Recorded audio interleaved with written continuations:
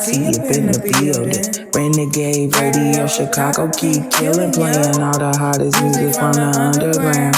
Always down to chop it up, so please don't play around. I got my events around town in Chicago, spicing up your airways on Dub Sauce Radio. Can't forget to shout out all my upcoming. What's going on, Renegade family? What's going on, Renegade? You already know. It's your girl, ShonDon-T. I am back in it and back in the MSC. What's happening? Didn't that mix just make you feel good on this Friday, y'all? For real? Because I really hope it did, because it's always a pleasure, you already know, to provide the vibes, to take y'all through the weekend, okay?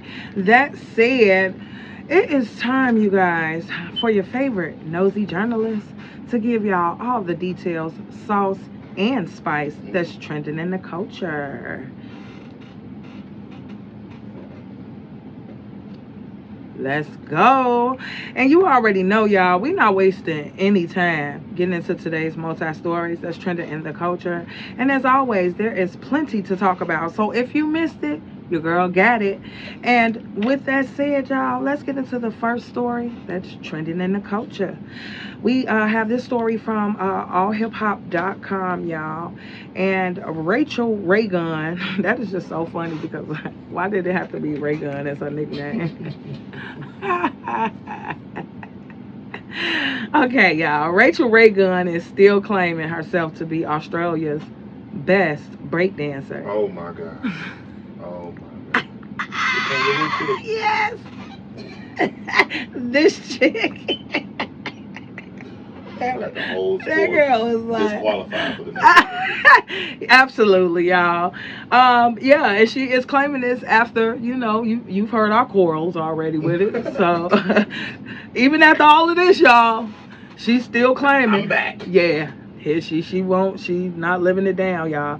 So the reports state that Aussie B-girl Raygun has been making it known that she earned the right to compete at the 2024 Olympics, okay? Even after being widely mocked. She told an interviewer from the project she rightfully earned her spot due to her winning the Oceania Championships, okay? So the fact that I couldn't even really pronounce it, exactly. I'll let you know, it wasn't here, huh? What kind of competition right, was that? it wasn't here. It was not here. I don't know, y'all. So look, y'all, she even goes on to state that, I think my record speaks to that. I was the top-ranked Australian beat girl in 2020, 2022, and 2023. The record is there, but anything can happen in a battle. Well, baby, first of all, you have to be prepared for a battle. Exactly. This is what I'm saying, because what do you mean? You won with that type. I'm talking about, she was tippy-toeing around the stage. You did the kangaroo. She did the water sprinkler. She did the little water sprinkler thing. Like, yeah, absolutely. So we all know that Rachel Raygun, she faced plenty of backlash from viewers that were upset at the fact she was even allowed to compete on such a big event, which is true. And although Raygun is defending herself, y'all, she had the nerve to admit to the reporters that she was outmatched in the Olympics. Okay, so Hello Kitty is in fact not a cat. You hear me? You hear me? Do you understand what I am saying? Because what? Okay, so you said you earned the spot because you won these champions, and you was top ranked in 2020, 2022, and 2023. Yet you admitted to the reporters that you were outmatched in the Olympics. Y'all, she stated, I knew my chances were slim. As soon as I qualified, I was like, oh my God, what have I done? Because I knew that I was going to get beaten, and I knew people were not going to understand my style and what I was going to do. So what did you do? Again, Hello Kitty Is not a cat. Is in fact not a cat, bro. Because what? What are you talking about? So you knew all of this and you still went on the national stage and did it. It just don't, y'all, which makes it kind of not hard to believe what these rumors have been going around. So it has been rumors swirling, y'all, about the fact that Ray Gunn and her husband, let's go. So you guys, Lee Daniels, the Deliverance movie, is out on Netflix.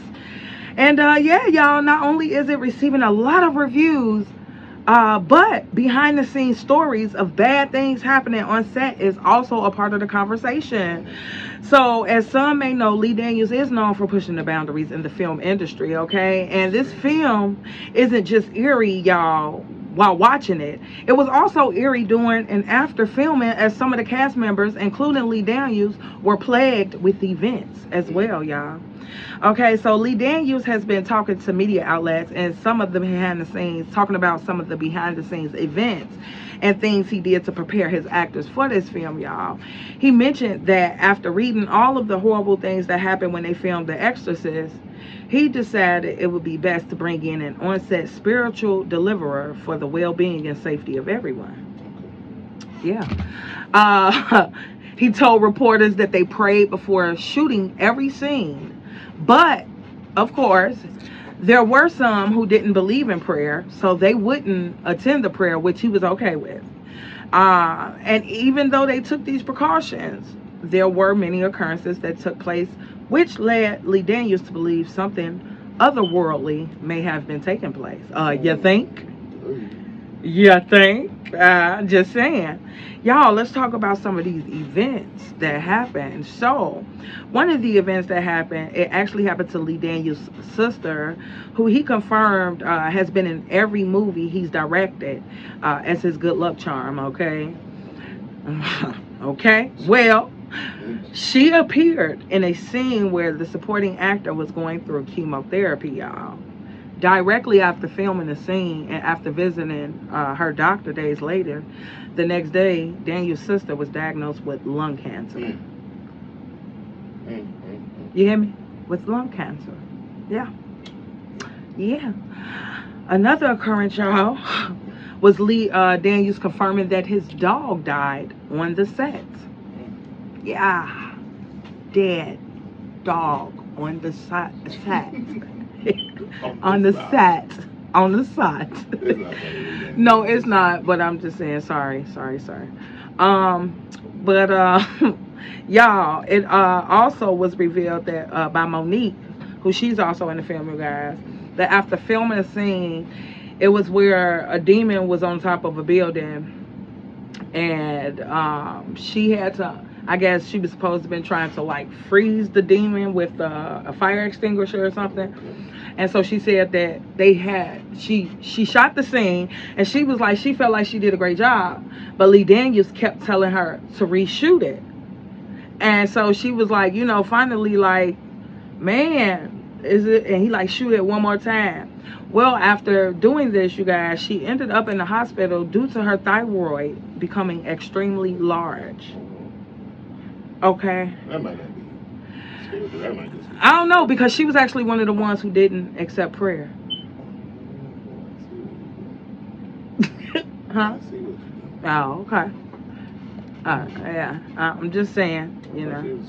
Yeah, and see, and that was a YouTuber had broke that down and was saying that like a lot of your shout out to Jay Marvelous, actually, that's his name on YouTube, y'all. But yeah, you know, he was mentioning that like, you know, a lot of her fan base are Christian women. Mm-hmm. You know what I'm saying? So it was just something, and she told the story herself. And she was like, you know, the minister came to her trailer and was like, I'm here to pray for you. And she was like, oh, honey, my husband does that for me. Yep.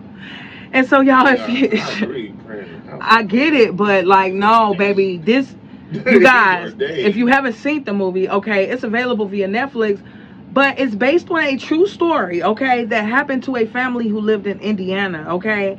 And the family was convinced, and it wasn't no convince. I watched a real live like footage of back a few days ago, but their house was basically a portal to hell, and they were experiencing a series of demonic occurrences. I mean, from her daughter levitating in the bed. She said random foot noises. Somebody took a picture when nobody was at the house that day, and they seen the actual figure. Like, they showed the photo, you could see the figure in the window. Her son did some real exorcist stuff. Like, they took him to like a hospital, and the hospital, of course, didn't believe him. And the son was like possessed, and so he literally started like crawling up the wall. They said backwards, like twisted. And they said once that happened, they called the chaplain. Yeah, so they were dealing with real live demonic spiritual things. And all I got to say is y'all better stop playing with Diablo and the devil, okay? Stop playing with him thinking he ain't real, okay? Furthermore, y'all, be careful of what you let into your houses, your eyes, ears, and hearts, okay?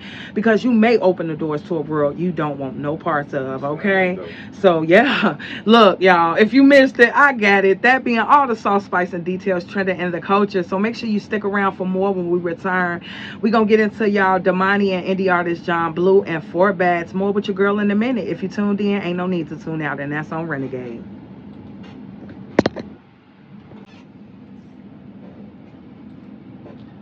About to have a pocket light on smash, cause I got a Chevy with a 454 in the hood. That got 125 on the dash. You rockin' get the cut. I'm the biggest boss that you seen thus far. Hey, I'm the biggest boss that you seen thus. Hey, I'm the biggest boss that you seen thus. Cause it's just another day in the life of the gat boss. What's going on, Renegade family? What's going on, Renegade and Renegade? As you already know, it's your girl, ShonDon-T, y'all. I am back in your ear and back in the MSC. What's happening? Forever lasting, off the weed, and day-to-day. What's the vibe? Just in your ear. And if you have a story, y'all, once again, that your girl may have missed, and you think I should chop it up with the Renegade family about, hit me up in the DM at your girl, ShonDon-T, on Instagram, or you can email me, ShonDon-T@gmail.com. Now back to the next story trending in the culture, and this story is via complex.com. And y'all, it was just basically about Ghostface Killer chiming in on the lack of storytelling as well as the state of beef in hip-hop. It was an amazing article. But on last week, Ghostface Killer sat down with Rolling Stones as he promotes his newest release, Set the Tone. And he was also able to reflect on the current state of hip-hop, which is where he expressed the fact that the art of storytelling is long gone, as rappers no longer want to give listeners any material with substance. Instead, they would rather focus on the club scene. Okay, he made statements such as, I don't hear ninjas storytelling no more, man. There might be Nas, you might still got Slick Rick out there doing it, Raekwon, but a lot of stuff be regular darts, regular raps. He went further to say, everything with this new generation is about clubs. A lot of PUSS getting thrown around and ish. But I guess times change, because we was rhyming about smoking woolers at 16. Now you've got these ninjas off the pills with the leaning ish. But at least we had substance in our music. You know, yeah, he did though, you guys. He went off. He did show some love to the newer rappers who use melodies in their music, such as Lil Baby and A Boogie. And he went further as to say, the ones who came into the hip-hop scene with melodies changed the game.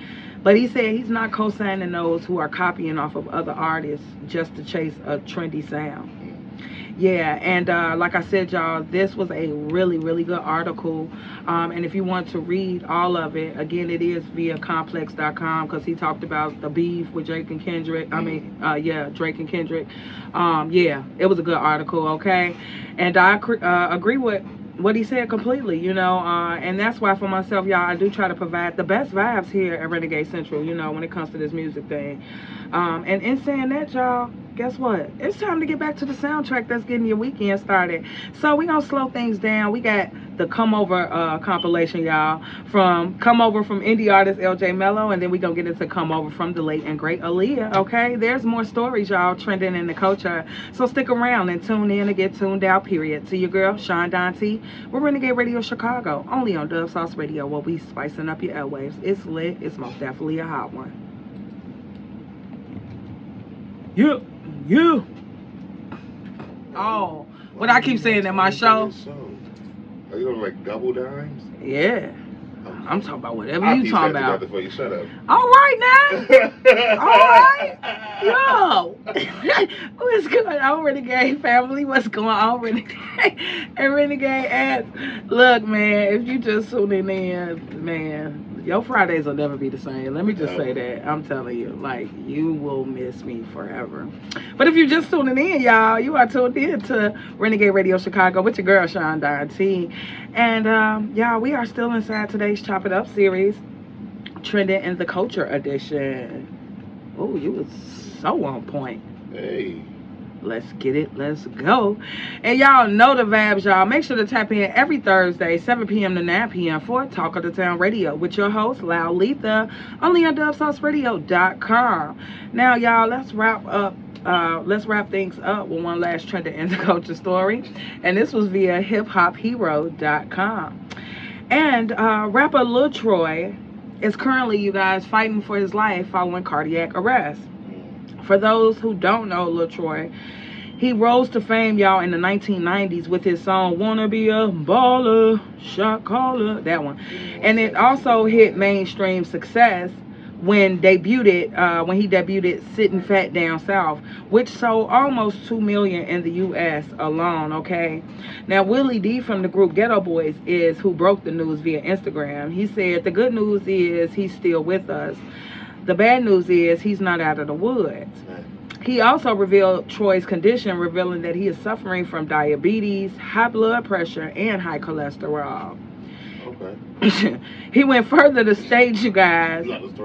I know, family, we got to do something about this health crisis that we're having. We are losing too many soldiers.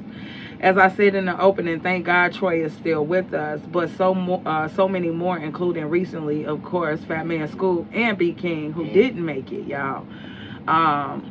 And so this the crazy part, though. According to Lil Troy, he believes that his song "Wanna Be a Baller" is a cursed song, y'all. I know, and y'all, he said he has expressed this for years since its release. He recalls, y'all, that almost everyone who appeared on the track has since passed away. Troy told Hip Hop DX, "I've been saying the song is cursed for a long time. It's like the movie Final Destination when everyone starts dying right after each other." And I would say, y'all, yeah, go run up his song, but considering the curse, yeah, it may carry. Yeah, please don't do it, all right? I just say much love to Lil Troy, and I hope you make a speedy recovery. And, yeah, y'all, per usual, if you missed it, I got it. So stay tuned in for all the sauce, spice, and details that's trending in the culture, y'all, every Friday. It's time to wrap up all the breakdowns as we press play on today's pre-fall soundtrack. We got indie artist Cornbread. Shout out to Cornbread, y'all. He went in front of Drewski, Shout out. And, yeah, we got a fave from my boy Jeremiah featuring Bryson Tiller and Chris Brown, y'all. So don't lack and come back. Because if you tuned in, ain't no need to tune out. And that's on Renegade. That was how ironic that we was just talking about that. Sauce Radio. Coming at you live and direct. Yes, indeed. We spicing up your airwaves. It's Renegade.